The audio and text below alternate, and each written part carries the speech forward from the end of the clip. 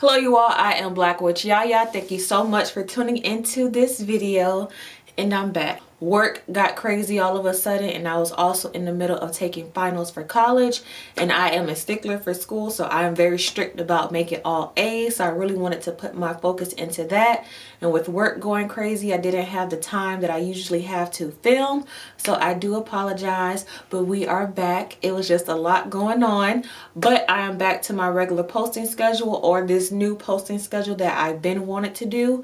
New videos every Wednesdays and Sundays for sure. No excuse. I'm back unless something remarkable happens, but I will let you guys know, and I'll try to make it a habit. If I don't have time to film, I'll go live during that time that I was supposed to post the video. So with being overwhelmed, one of the ways I was able to get back on track is with the ruby Fuchsite right here. I like to call this the snapback crystal because it really helped me gain focus, become more centered.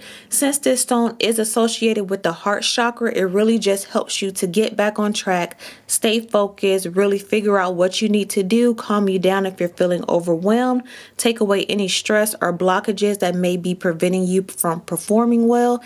Even if you've been eating bad, talking crazy, not sticking to your goals, this crystal really centers you and brings you right back on track like nothing ever happened, brand new, performing even better than before. So you can get your ruby Fuchsite from BlaqueWitchYaya.com.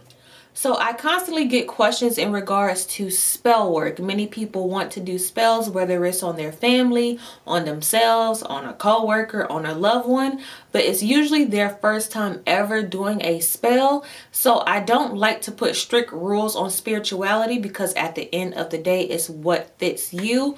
But I do feel that there is a certain type of spell that you should do first just to get your feet wet and get yourself comfortable with the spell work realm. Even though you are casting spells every single day with your words, that's why we say be careful what you say.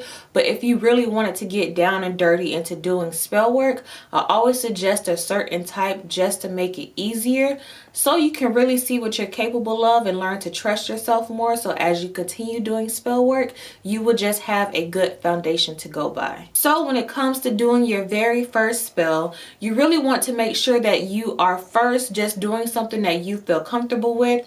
Even in this video, if you feel like you aren't comfortable with the steps that I'm telling you to do, always just sit and meditate and just make sure that you're comfortable with what you are doing. Just because during spell work you don't want to have any doubt, and you want to make sure that you trust what you're doing, or that energy is going to affect your spell work, because it's all about intent. So what you say and how you feel once you are conjuring up and casting that spell. So you really want to make sure that you are comfortable with what you are doing. So for myself, I am a person that needs to see it to believe it. So of course, when you're doing your first spell, you're a little iffy, like, am I really powerful enough to do it? So what I felt comfortable with doing was a money spell. To some people, this may sound greedy or whatever, but at the end of the day, you need money.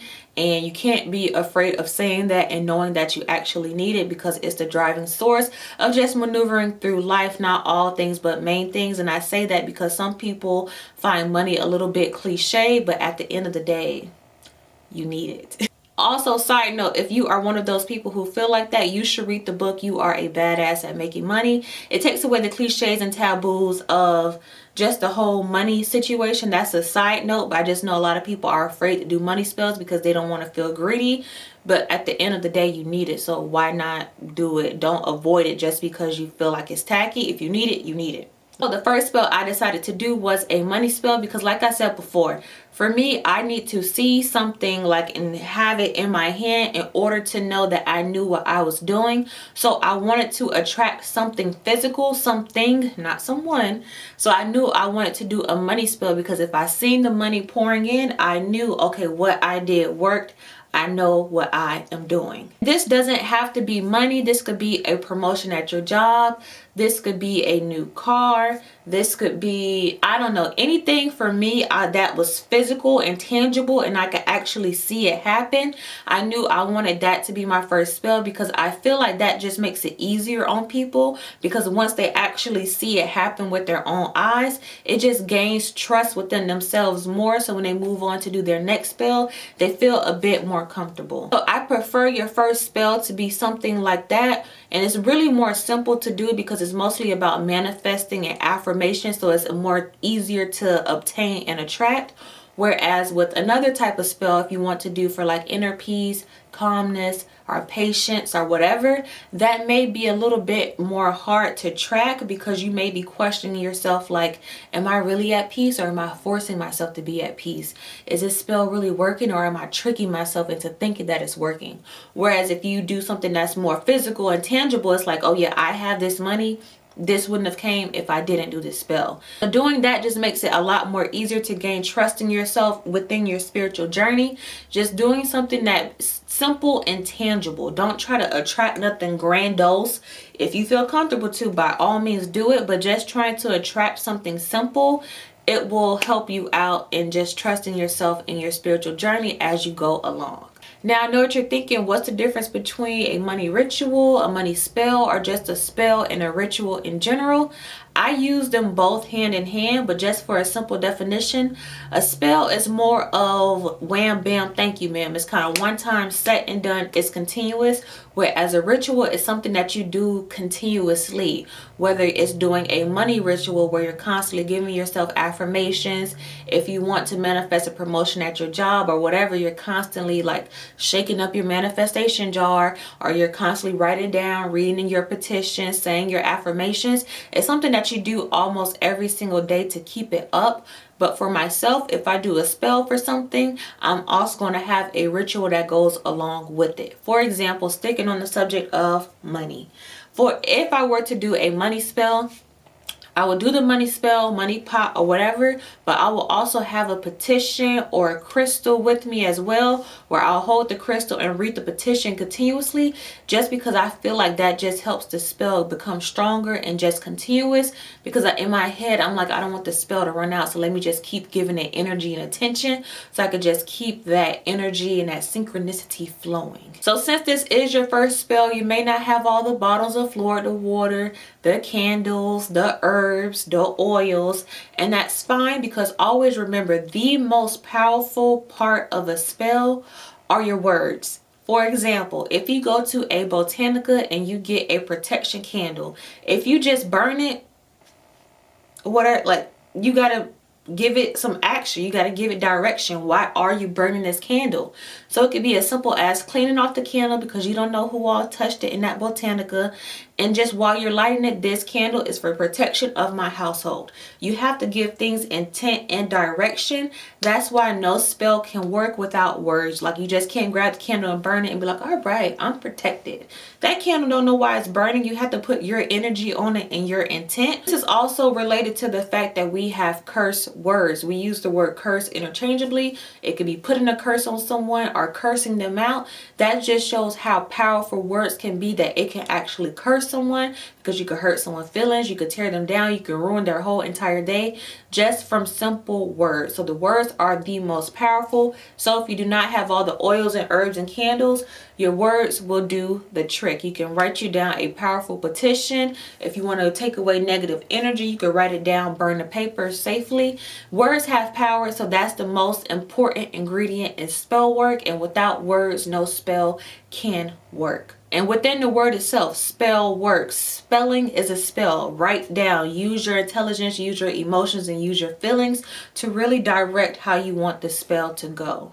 So for your first spell, I suggest that you do something where it will attract something tangible, just so when you get it, you like, dang, look at me, I know what I'm doing. And you really need that confidence for the continuous spell work that you do, and just in your spiritual journey in general.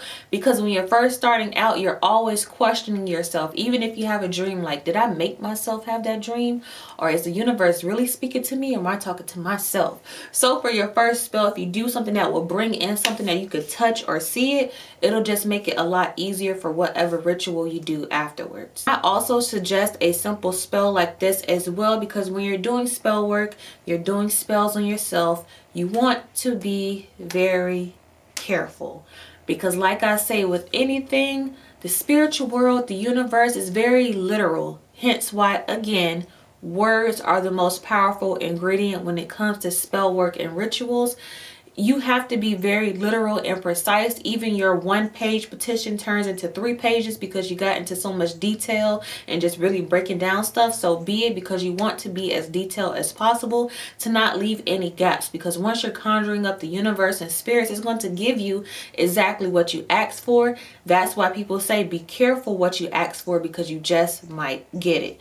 That's why I always say start off simple and just build your way up, just so you can learn tips and tricks along the way. Like, oh shoot, I did a spell for that. It came like this. I didn't mean that. So I know next time to do this. And what you manifest or what you attract, even if it's not exactly of what you want, is not as detrimental as if you did a beauty spell on yourself. Then the next thing you know, you have all these ailments and flaws, even more than you had before. So you really want to be careful when it comes to doing spells for you, for self-gain, and on other people as well, because once you conjure up that spirit, it's going to give you exactly what you asked for. So always start off simple. If you feel uncomfortable, you can go to someone else for advice to teach you how to do it. Or if you just feel like you're going to mess up, you can always go to a spiritual advisor that you have. You guys know I always suggest my boyfriend to Baron, because that's who I trust. When something a little too crazy, I'm like, hey, you need to yeah, I can't do that. Just to give you guys a quick recap, some spells that you can do for your first time that are pretty simple and easy to see, so you know when it happens.